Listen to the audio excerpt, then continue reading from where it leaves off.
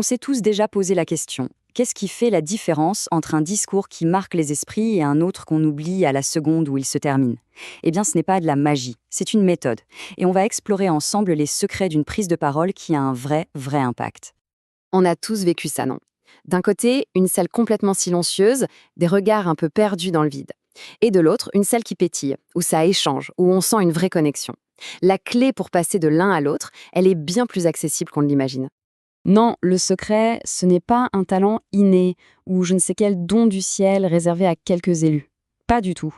Une communication qui déchire, c'est un ensemble de compétences, de techniques bien précises qui s'apprennent, qui se travaillent et qui se perfectionnent. Et c'est exactement ça qu'on va décortiquer ensemble.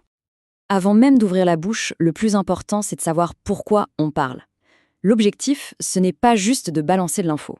C'est de s'assurer que cette info est reçue, qu'elle est comprise et surtout qu'elle provoque quelque chose. C'est ça le point de départ de tout. Et pour y arriver, chaque technique, chaque outil qu'on va voir sert en réalité trois objectifs fondamentaux. Ce sont en quelque sorte les trois piliers sur lesquels repose un discours réussi. Bon, étape numéro 1, capter l'attention. C'est la base. Sans ça, le message ne passe tout simplement pas. Ensuite, une fois qu'on a l'attention, il faut faciliter la compréhension. L'info doit être limpide, facile à digérer. Et enfin, le but ultime, c'est de créer une dynamique participative, un vrai échange. Chaque étape s'appuie sur la précédente. C'est un enchaînement logique. Alors, comment on fait tout ça? Eh bien, il existe une fameuse boîte à outils du communicant. 5 instruments indispensables que tout bon orateur se doit de maîtriser. Allez, on ouvre cette boîte et on regarde ce qu'il y a dedans. Le tout premier outil, le plus évident, mais aussi peut-être le plus fondamental, c'est la voix. Il ne s'agit pas seulement de ce qu'on dit, mais de comment on le dit. La voix, c'est notre instrument de musique. C'est elle qui va donner de la couleur et du relief à nos mots. Pour que cette voix soit un véritable atout, il y a 3 curseurs sur lesquels on peut jouer. D'abord, l'intonation. C'est la mélodie de nos phrases, pour ne pas endormir l'auditoire. Ensuite, le rythme, en alternant les moments forts et les pauses. Et enfin, le débit, c'est-à-dire la vitesse à laquelle on parle, pour souligner un point important ou redonner un coup de fouet. Ok, on a une voix qui porte, c'est super, mais si ce qu'on dit est flou, ça ne sert à rien. D'où notre deuxième outil, absolument essentiel, la clarté. C'est la garantie que notre idée va arriver à bon port, sans se perdre en route. Et cette clarté, elle tient sur 2 jambes, si on veut. D'un côté, l'articulation, il faut bien détacher chaque syllabe pour que les gens entendent physiquement ce qu'on dit. De l'autre, le vocabulaire.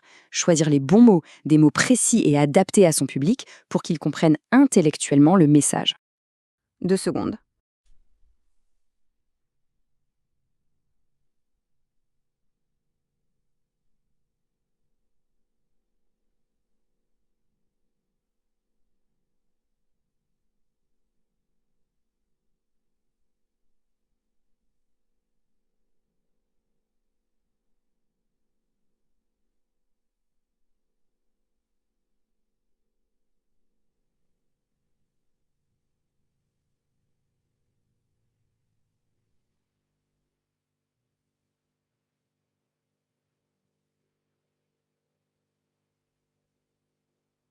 Voilà, cet outil, c'est le silence. Dans un monde saturé de bruit, c'est l'un des plus puissants. Non, le silence, ce n'est pas un vide, c'est un vrai outil stratégique. Une pause bien placée peut rendre une phrase inoubliable, donner le temps de réfléchir à une idée ou tout simplement créer un peu de suspense pour réveiller tout le monde. Quatrième outil, et celui-ci fonctionne même quand on ne dit rien, c'est la présence. Notre corps parle tout le temps. Il ancre ce qu'on dit dans la réalité et il renforce notre crédibilité. C'est ce qui fait qu'on est là, et pas juste une voix qui parle. Ici, il y a 2 choses capitales à retenir. D'abord, le regard. Il faut balayer l'audience, chercher le contact visuel pour inclure tout le monde.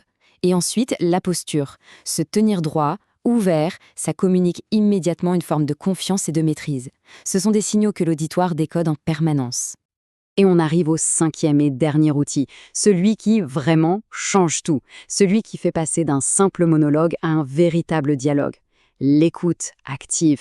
La communication, ce n'est pas à sens unique. Savoir écouter, c'est aussi important que de savoir parler. Être vraiment focus sur ce que l'autre dit, sans déjà penser à ce qu'on va répondre, c'est la première étape. Et la deuxième, la reformulation, elle est magique. Répéter avec ses propres mots ce qu'on a compris, ça montre qu'on a bien reçu le message et en plus, ça valorise la personne en face. Bon, on a donc nos 5 outils. La voix, la clarté, le silence, la présence et l'écoute. Mais attention, le secret, ce n'est pas de les collectionner. Leur vrai pouvoir, il se révèle quand on les fait fonctionner ensemble.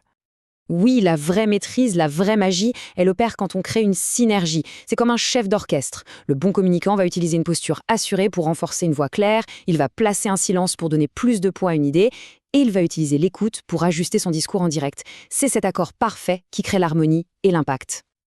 Alors pour finir, la vraie question à se poser n'est pas est-ce que je peux m'améliorer, mais plutôt par où est-ce que je commence? Parmi ces 5 outils, lequel, là, tout de suite, semble le plus décisif? Quel est l'instrument qui, une fois mieux maîtrisé, pourrait changer le plus profondément une prise de parole? C'est une excellente piste de réflexion pour tous ceux qui veulent que leur message passe et qu'il reste.